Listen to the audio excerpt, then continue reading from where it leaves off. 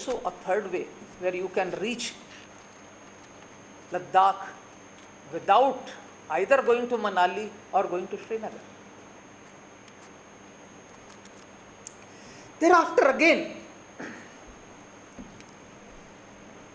Gilgit was under the control of, Gilgit was captured by Maharaja Ranjit Singh's governor in Kashmir, his generals. But General Zorawar Singh, after capturing Ladakh, managed to capture Baltistan. And in fact, if you see, his armies were, General Zorawar Singh moved further. At one stage, he actually attacked and captured a king who was under the direct, who was paying taxes to Srinagar at that point of time, the governor of Maharaja, and he was told, back off. And obviously, being a higher suzerain, had to back off. Then, of course, we have his repeated campaigns on Ladakh, fortification. Those of you who have been to Leh have seen the Zorawar fort, which shows a man's vision. He realized that if you have to live here, obviously locals won't like you. The Bhotis who were ruling Ladakh at that point of time were not very enamored that somebody from Kishtwar came and conquered them.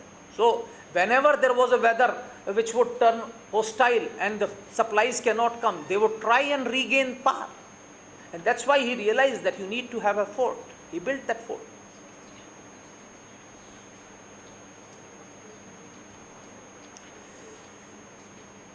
And then, of course, his campaign in Tibet. Not only he conquered almost half the Tibet, he built forts all along. Went on a pilgrimage to Mansarovar, Kailash, built forts along the path where armies could be positioned. If you actually read the account of that particular war, it's a very, very instructive war. Because here again, a few things come. When very often, as we say, to suit our narrative, sometimes we take liberties with history. Who were fighting against General Zorawar Singh? Tibetans and Chinese. Why Chinese? Nobody answers this question. Very often we create narratives where we say something. The Chinese were there. Chinese had come in support of them. The problem is, by that time the Britishers were in control of most of India. And Britishers did not want Zorawar Singh to advance. Why? Because that time General Zorawar Singh was representing Maharaja Gulab Singh, who was still under the suzerainty of Lahore court. And Britishers felt that if Nepal and Lahore court, their territories combined, then he would have two predominant powers which could join hands against the Britishers. And Britishers were not very keen that the two empires should join hands and come against them. And that's why Britishers also pressurized Lahore court. And eventually, in a very, very gallant action,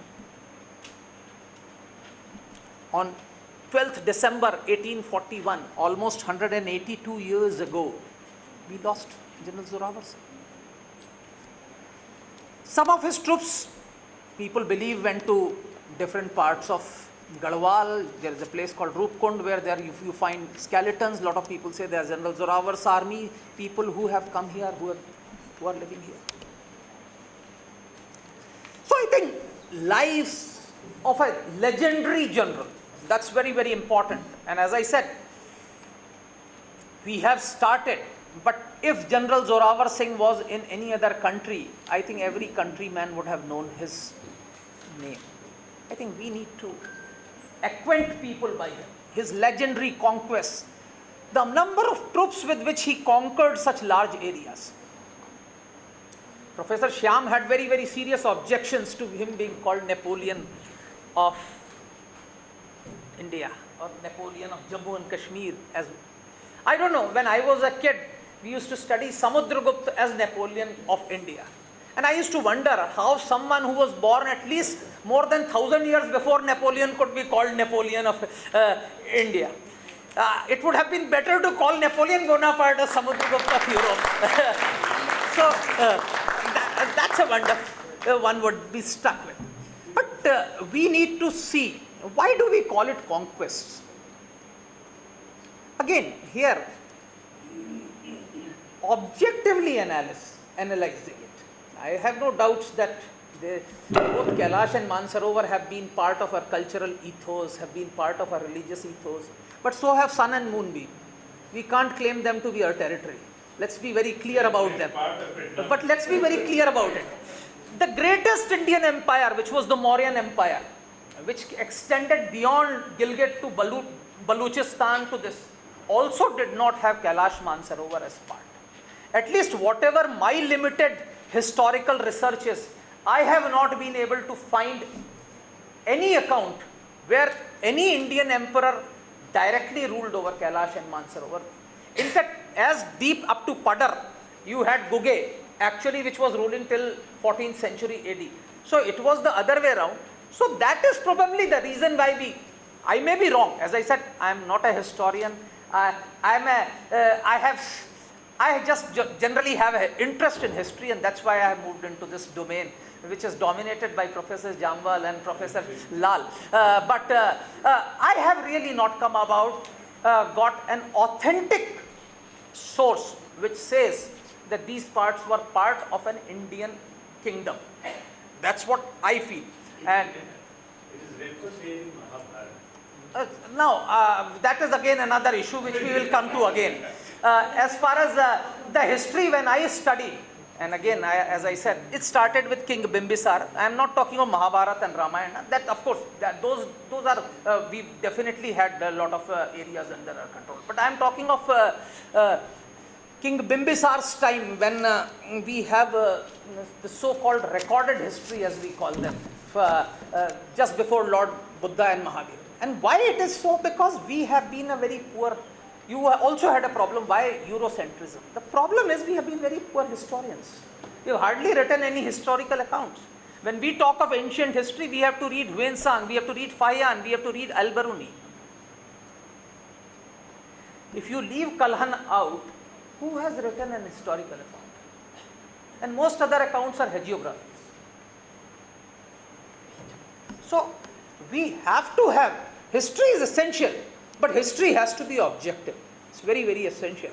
And what happens is, when you don't have an objective history and you only read hagiography, then any A, B, C, D would also try and equate himself like General Zorawar Singh without even having 1% of achievement as compared to General Zorawar Singh.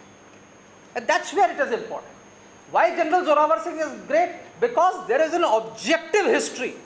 There is a very, very clear cut. He was there. He was at Taklakot.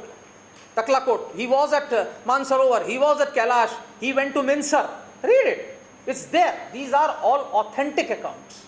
He captured that territory. The entire western Tibet was under their control. What happened before that? We can go to Tingmos Gang time. That also, there was a time when Tibet actually, Ladakh went into western Tibet. It's not that we have not had, as I said, we have never had captured that. But as I said, the boundaries have kept oscillating. In olden days, we didn't have boundaries, we had frontiers, where influence of one empire waned and the influence of other empire increased. We did not have clear-cut demarcations in the olden days. We didn't have actually Maginot lines or the fence that we have now. Those were not the things in historical times. And as a result, we have seen frontiers wax and wane. And that is probably the reason why we find this sort of situation that we find. And I think listening to this account, it was very, very enlightening to know that a lot of people are doing research. And when we talk of research, one of the biggest primary source is our archives. They are treasure trove of information. Nobody wants to read them, unfortunately. When Dalrymple said that there were papers which would actually fray with touch, that is the thing. Now when we say why are we Eurocentric, because Europeans still are trying to study Indian history, which Indians are not willing to. The problem is that I think we need to generate that interest in history, and that is very important. And I think to that extent, I am so grateful to this Department of History for taking up this particular issue. I think General Zorawar Singh should be a part of the folklore as far as India is concerned. From Kashmir to Kanyakumari, people should know. And the map that we see today has evolved to a very great extent due to his conquest, due to his military wisdom, due to his greatness. Thank you so much. Before I say, I would actually like to say that having two luminaries on the stage, there was actually nothing for me to say, and that's why you have seen that I have generally waffled around, because though Professor Jamwal talked about Professor Pandita, but just to give you a context, Professor Pandita in 1965 did PhD from Tehran. I am sure most of you would not have been born in 1965 when he finished PhD in Tehran, that too in a foreign country. That shows the level. And of course, when I talk of Ashutosh ji, Jammu Kashmir Study Center is what it is because of him. He is the director, he has been the soul. And whatever changes you have found in last 5 years in this part of the world, be it the reorganization, be 370, be anything, the credit goes to him. Thank you.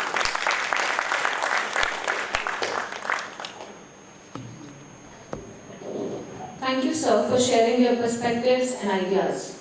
I would request Professor Suman Jamwal to come up to the dais and present a welcome address. Not welcome address. I just saw some officers entering, so I just was curious and I sent my volunteers. I would like to welcome Colonel Rahul Agarwal. You're welcome, sir. Colonel S.M. Arif and Lieutenant Colonel Sushil. Thank you for being a part of this valedictory address, and we are obliged to the men in green for gracing the 2 days seminar. Thank you very much for being a part of this, and you're welcome once again. Please continue.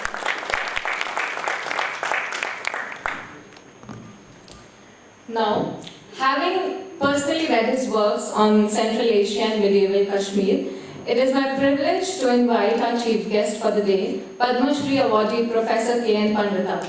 Sir, I request and grace our audience.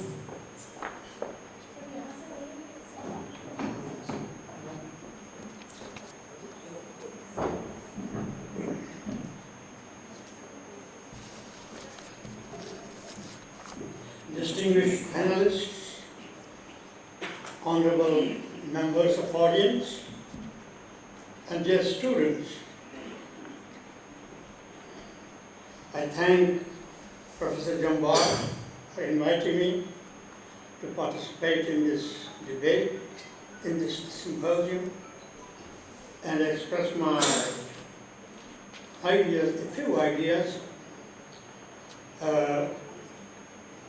We have had 5 sessions since yesterday, and I think whatever conceivable topics are there, these have been discussed fully or partially. And some questions have been asked, answers given. And my predecessor, my friend, since so many years, Alok Bansal, he has also given, though succinctly, briefly, but an overview of the subject we are dealing today. And I think not much is left for me to speak. However, in previous session, some questions were asked by students, and I am tempted to answer some of those questions, 1 or 2 questions. The first question is, what was the need for Maharaja Gulab Singh and General Zorawar Singh to undertake a very tedious, dangerous hazard of conquering the Himalayan ranges, 15,000 feet and above, no roads, no communication, no transport, and they undertook this great hazardous adventure, What? Why? What for? And the answer for that is, why are our troops all along the northern border today? The answer is, and there's also answer to my friend Alur Hansal, who does not recognize Kashmir, Jammu and Kashmir, to be part of Indian history.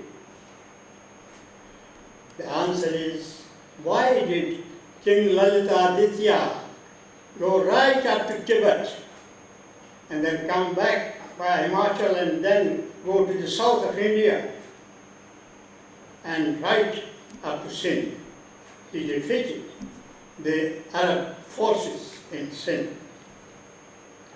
Was not that ample proof that Kashmir was an integral part of Indian state? Why did Shahabuddin repeat the exercise of Lalitaditya? And why did Akbar repeat the same in his times, in 1586, when his troops conquered the northern region?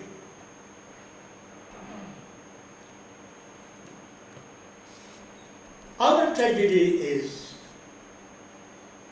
that we did great folly in 1948 by accepting the ceasefire where it is today. And we are paying through our nose for that folly. I remember General Zorawar was against it. I was a young boy. I shook hands with him. I belonged to Baramulla, and his headquarters was in Baramulla. He was against, and he had to suffer. That we don't go into the history, but that is a fact. We are suffering for those follies. The fact is that the rise of Maharaja Gulab Singh, carving of the state, Jammu and Kashmir, and other matters, General Zorawar Singh, etc.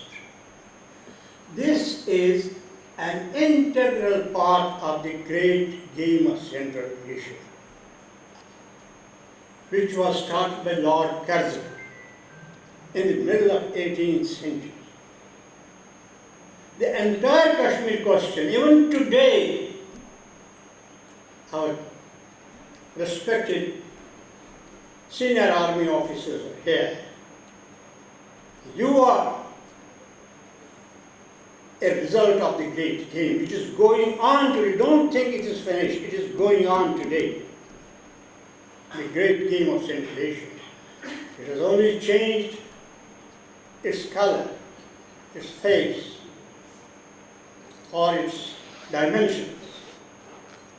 Pakistan was created because of the great game of Central Asia. Not only that, when General Zorawar Singh conquered Ladakh and Gilgit and other regions, the British offered Maharaja Gulab Singh Jalalabad, the province of Jalalabad in Afghanistan against Gilgit. People don't know. Many of you don't know. You will come to know about that. He was offered, we give you Jalalabad, give us Gilgit. He did not give it. He refused. He knew the reasons. He knew that he would not be comfortable with Jalalabad, with which he had no connectivity. But behind that offer lay the interests of the colonial power. Because at that time, this was the time when the Tsarist Russia was penetrating southward And the situation became more critical after 1917, after Bolshevik revolution in Russia, because the British said the Bolshevik spies have come down as low as Chitral. And Maharaja Pratap Singh was accused of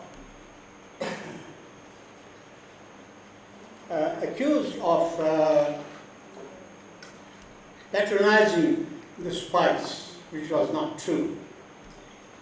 They came or did not come. Maharaja Pratap Singh had nothing to do with that. But the British did charge him with this accusation.